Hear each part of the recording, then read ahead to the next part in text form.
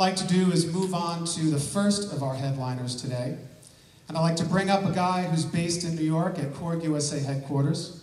Been with Korg for 10 or so years. Runs around the country showing people and educating folks and training folks on all of the great Korg products.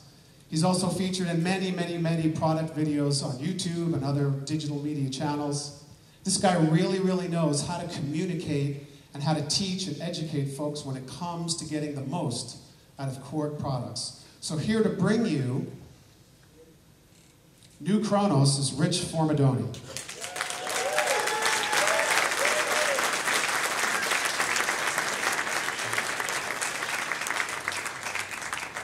All right. How's everybody doing? Yeah. Thank you all very much for coming here. It's great to have you all with us. And as Andy mentioned, we've got a ton of really cool new products to show you. And what I wanted to do was spend a few minutes talking with you about workstations. Now, most of you here know the lore of workstations that begins with our own M1 in 1989. Everybody remember the M1? Yes, a lot of nodding heads. Yeah. If you were alive and making music in the 90s, you probably had an M1. The M1 was nothing short of a revolution. And frankly, I maintain that if you listen to the radio or Pandora or Spotify or whatever you happen to use for more than a half an hour, you're going to hear the M1. So it was revolutionary for a couple of reasons. The first of which is, frankly, the workstation concept. The M1 featured an 8-track sequencer, it featured sampled sounds, and it had built-in effects. All of that lets you create a complete piece of music within the instrument itself. Now, why was that revolutionary? Well, 25 years ago, making music on a computer was a pricey thing to do. It was not like you could go and buy a $100 USB interface that had a free version of a DAW along with it to get you started. Those kind of things didn't exist back then. So to be able to make the music in the instrument itself was a huge thing. But the most important aspect to the M1, the reason why it was so successful, was the sound. Our international voicing team, some of which are here. Is Jack Hotop here? Where are you, Jack? Round of applause for Jack Hotop. There you are, buddy. We've also got Steve McNally here, who worked on the product planning for M1. When you have guys this good, you don't lose them. So what they did is they took 4 megabytes, not gigabytes like you know now, megabytes, like 3 floppy disks, of PCM ROM, that's 4 megabytes of sample data, and turned it into a realistic piano, realistic strings, realistic horns, everything you could need, a compendium of sound. And it was shocking. It just stunned the world. People would get the M1 and use it as the main axe in their live rig, and it was a humongous asset in the studio as well.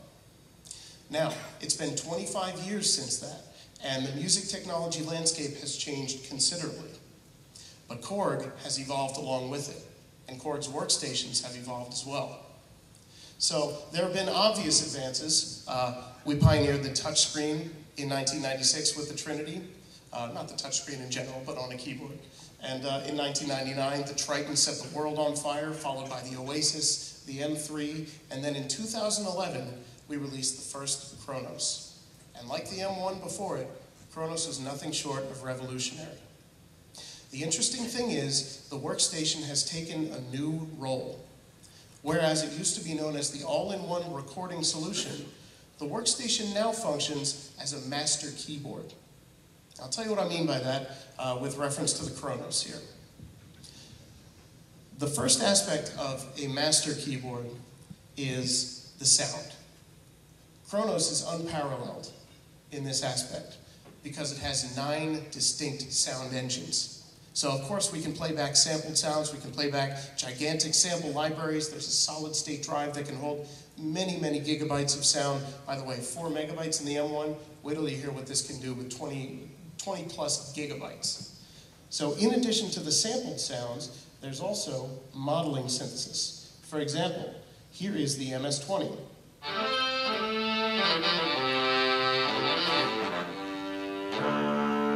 Brass sound recreated with the MS-20. Then there's the Poly 6. I'm sorry, Mod 7, digital synthesis. That digital synth engine can actually import DX series sounds. So FM style stuff, if you recreated sounds using a classic synthesizer, you can load them up on a Kronos and play them. That's pretty darn cool. There's also a physical modeling engine that lets you do all kinds of plucked string algorithms. You can recreate acoustic guitars, basses, electric pianos. There's also a tone wheel modeling engine.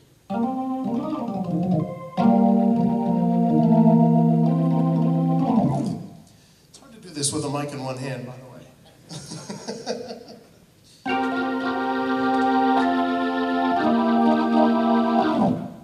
So that tone wheel organ modeling has recently been vastly improved. There's new amp modeling involved. There's a new Leslie cabinet simulator. So it's gotten a lot better in recent months. But there are 9 distinct engines. There's an individual tool for everything that a keyboard player could want to do. If you want to play an acoustic piano, there's a tool for that. If you want to play an electric piano, there's a tool for that accurately recreates the sound of a Tyne or Reed electric piano. And each one of these engines is at the top of their game. So you can be confident that whatever sound you need as a live keyboard player or a studio keyboard player, a studio musician, Kronos is going to deliver that. So that's the first aspect of a master keyboard. The second aspect of a master keyboard is control. Now, on the left side of Kronos, there's an XY joystick and there's a vector joystick. There's also a huge control surface. Faders, buttons, knobs, and they can do anything you want. For example, if I play that drawbar organ,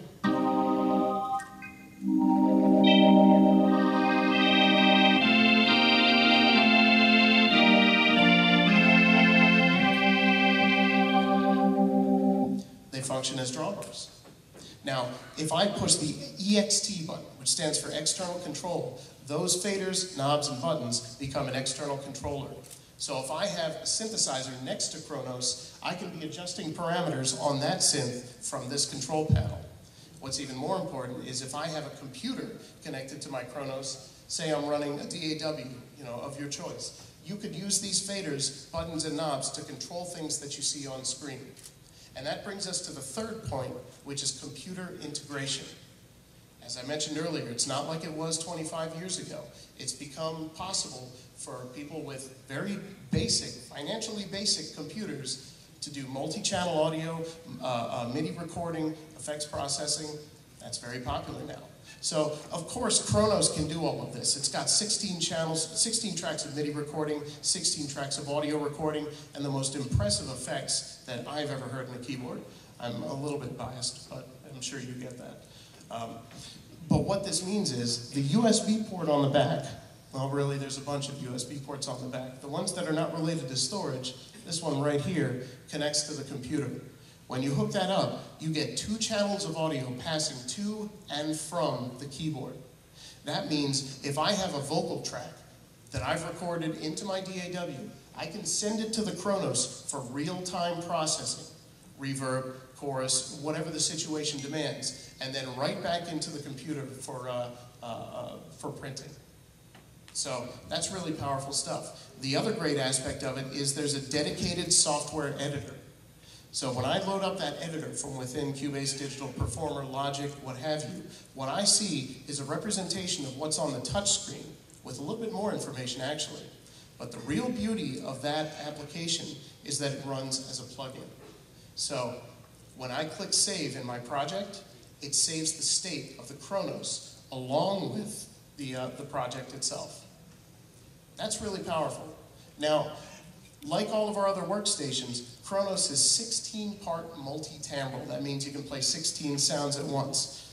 So for example, if you wanted to play an orchestra sound,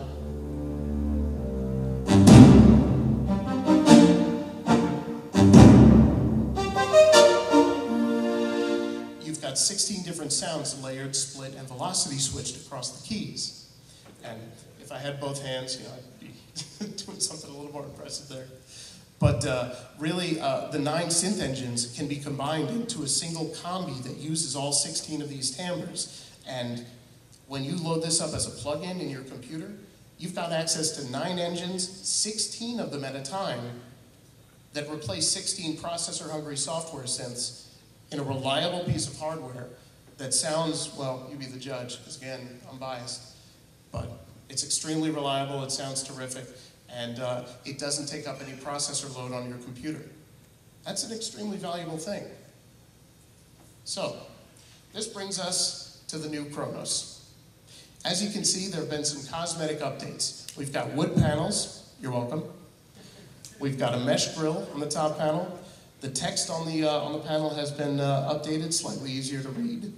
The inputs and outputs are gold-plated. They look great, sound great. And the case design is a little bit slimmer.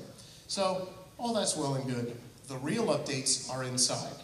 So, what we have here is a huge collection of new sounds. And I'm going to show you a little bit of what's happening here.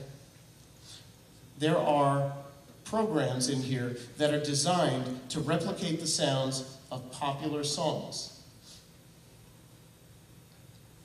We've got a little bit of a problem loading. That's all right. There are over 200 different programs in here, so if you wanted to call up the sound from a famous song, you could do exactly that. So the interesting thing there is if you call up a piano sound that's designed to replicate a famous song, you don't have to use that sound just for that one song. You could use it for anything you want.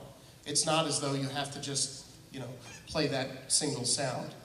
So that's a very powerful thing. There's also new sample collections. There's a new piano, which you're going to hear in a minute. There's new brass sounds, new chorus sounds. And the other great thing is all of these great updates are going to be available for original and Kronos X owners. So that's a very powerful thing.